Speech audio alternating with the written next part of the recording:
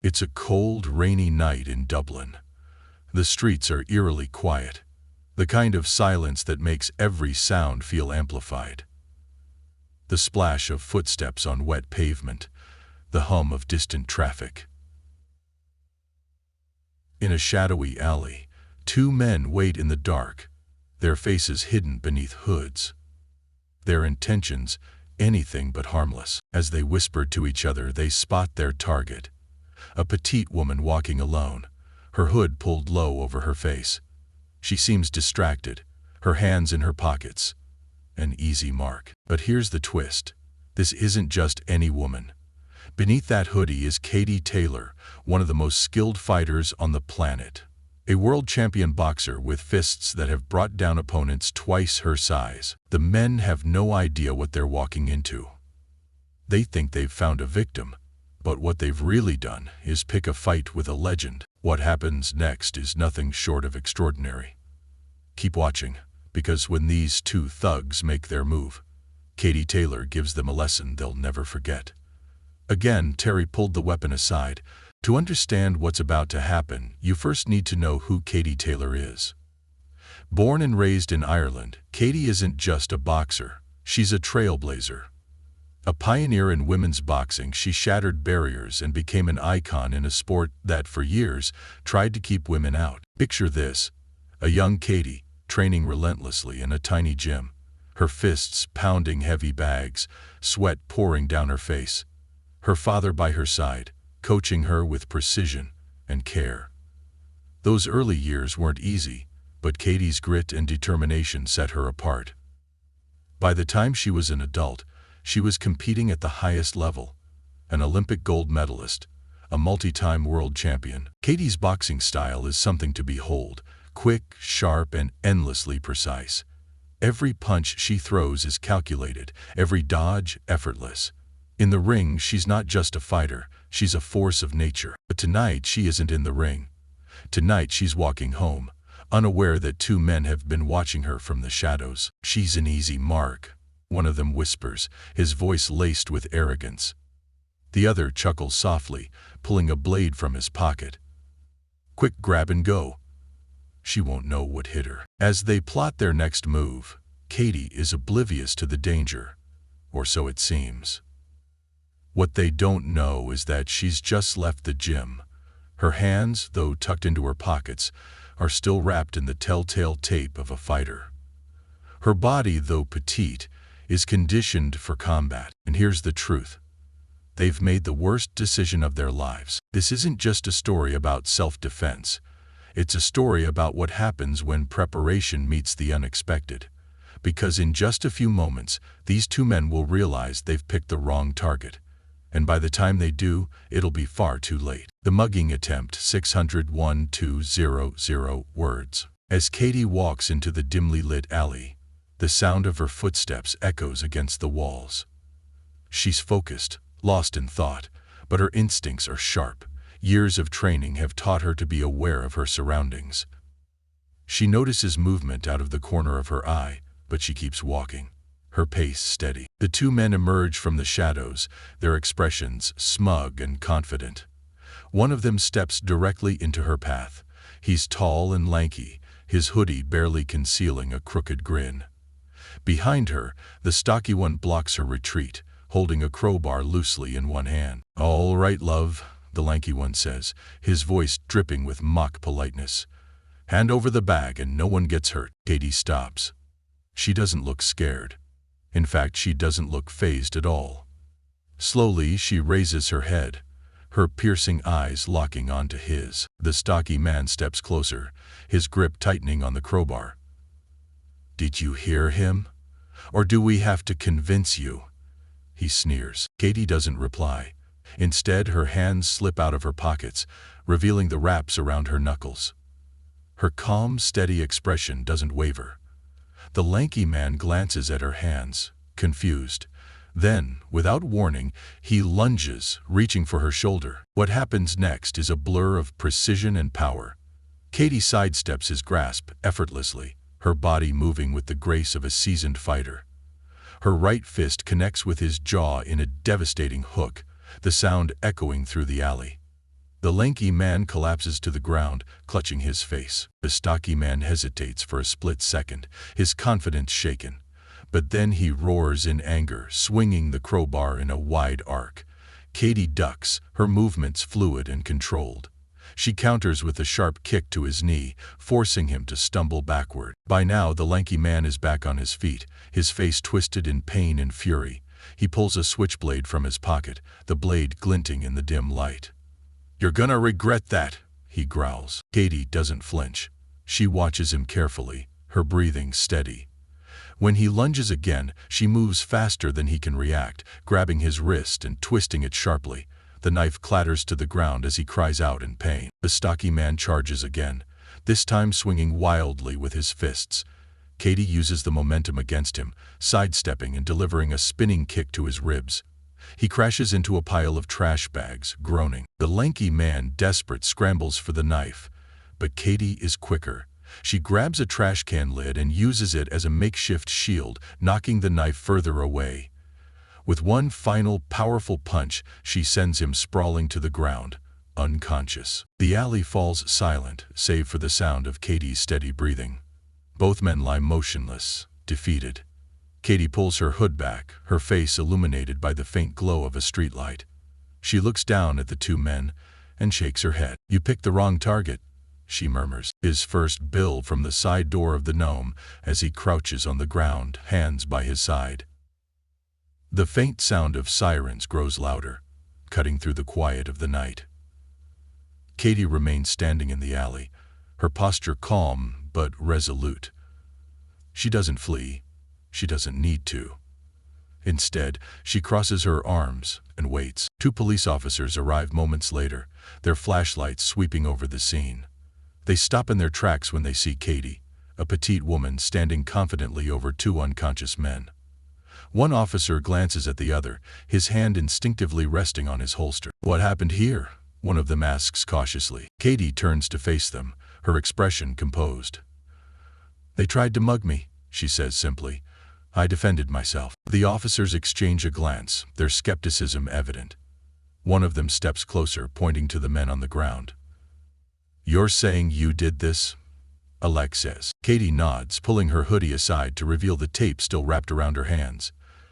"I'm a boxer. A world champion, actually." The officer raises an eyebrow but says nothing. He kneels to check the pulse of one of the men, who groans faintly in response. The other officer addresses Katie again. "Why didn't you just run?" When Katie does not respond, the officer asks sharply, "Who went in?" Katie meets his gaze steadily. "Because running wouldn't stop them from hurting someone else. They needed to be stopped." As the police secure the scene, Katie watches silently, her expression unreadable. But her mind is elsewhere, replaying the events of the night. These weren't seasoned criminals. They were clumsy, desperate. There was something more to their story. The scene cuts to a flashback. The lanky man sits in a dimly lit apartment, a stack of overdue bills on the table. He's on the phone, his voice shaky. "I just need another week, please. I'm trying, but work's been slow." The flashback shifts to the stocky man, handing over a small bundle of cash to the lanky one. "This better work," he mutters, his tone laced with desperation. The flashback fades and we return to Katie. Her expression softens, a flicker of empathy crossing her face. She's seen this before. People push to their limits, making bad choices out of sheer desperation. As the police load the two men into the back of their cruiser, one officer turns to Katie. "We'll need you to come to the station to make a statement." At the moment, Katie nods. "Of course. But I want to make something clear. This isn't about me.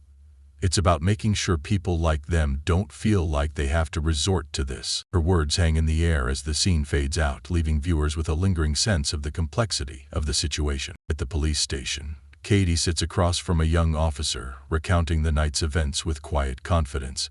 When she finishes, the officer shakes his head in disbelief. "So, you're telling me you took down two armed men, alone?" There, Katie smiles faintly. Self-defense isn't about overpowering someone. It's about staying calm, being prepared, and using skill to protect yourself. This story spreads quickly. News outlets pick it up, headlines splashing across screens. World champion boxer stops alley mugging. Katie's actions ignite conversations about self-defense, safety, and community. Katie takes the opportunity to share her philosophy. In an interview, she says, "This isn't about violence, it's about protection. It's about knowing your worth and refusing to be a victim." Her words resonate deeply, and soon she's approached by a local community center to teach self-defense classes for women. At her first class, the turnout is overwhelming. Women of all ages, from teenagers to grandmothers, fill the gym. Katie starts with the basics: how to break free from a grab, how to use surroundings to your advantage, and, most importantly, how to project confidence. The way you carry yourself can be enough to deter an attacker, Katie explains. Most of the time, they're looking for an easy target. Don't let yourself be one. Meanwhile, the story takes a surprising turn. One of the men from the alley, the lanky one, reaches out to Katie. He writes her a letter from jail, apologizing for his actions and thanking her for not pressing charges. He admits his desperation and expresses a desire to turn his life around. Katie reads the letter carefully, her expression thoughtful. She decides to respond, offering words of encouragement but also a challenge. "Everyone makes mistakes," she writes. "What matters is what you do next." In a final montage, Katie's impact is clear. Women are shown practicing self-defense, reporters share updates on her advocacy, and even the lanky thug is seen participating in a rehabilitation program. Katie's voiceover ties it all together. We all face fights we don't think we can win. But with preparation, confidence, and the belief that we're stronger than we realize, we can overcome anything. The video ends with Katie leading another class, her voice filled with hope. This isn't just about defending yourself. It's about believing in yourself. And that's the most powerful thing you can do. Katie Taylor's story isn't just about a mugging gone wrong for the attackers. It's about strength, resilience, and the power of preparation. The events of that rainy Dublin night could have ended very differently, but Katie's years of dedication to her craft turned what could have been a tragedy into a tale of empowerment. What happened in that alley wasn't luck. It wasn't chance. It was the result of countless hours in the gym, honing her skills, building her confidence, and pushing herself to be better every single day. And for Katie, that night became an opportunity, not just to defend herself, but to inspire others to take control of their safety and their lives. Following the incident, Katie's voice reached far beyond the boxing ring. The headlines may have drawn attention, but her message is what truly resonated. Strength isn't about size or brute force. It's about heart, skill, and preparation. Katie used the attention to launch a series of self-defense workshops, partnering with community centers and schools to teach practical techniques and boost awareness. In these sessions, she emphasized the mental aspect of self-defense just as much as the physical. "It's not just about fighting back," she explained during one workshop. "It's about learning to stay calm, to think clearly in high-pressure situations, and to project confidence. That alone can make a world of difference." The impact was immediate and profound. Women from all walks of life attended Katie's classes, from college students eager to feel safer on campus to mothers wanting to protect their families. Each session ended with more than just practical skills. Participants walked away with a renewed sense of confidence and empowerment. Katie's story didn't just inspire those she met in person. It sparked a broader conversation online.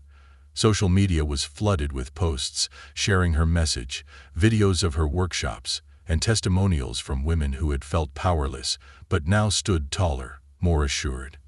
The day after, the Cincinnati bus broke down, but perhaps the most surprising part of Katie's journey came from one of the men who had tried to attack her. The lanky man, who had once been so confident in his plan, reached out to Katie months after the incident.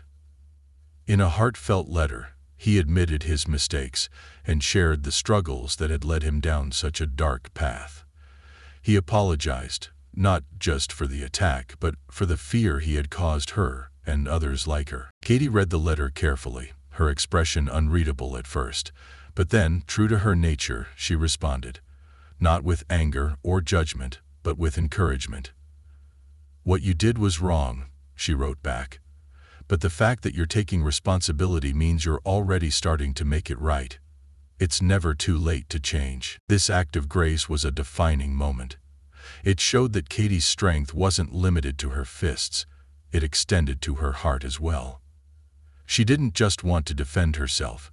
She wanted to make the world a safer, better place for everyone, including those who had made mistakes. With that, Katie Taylor's story ends, not as a victim, not just as a champion, but as a beacon of strength and inspiration for everyone watching.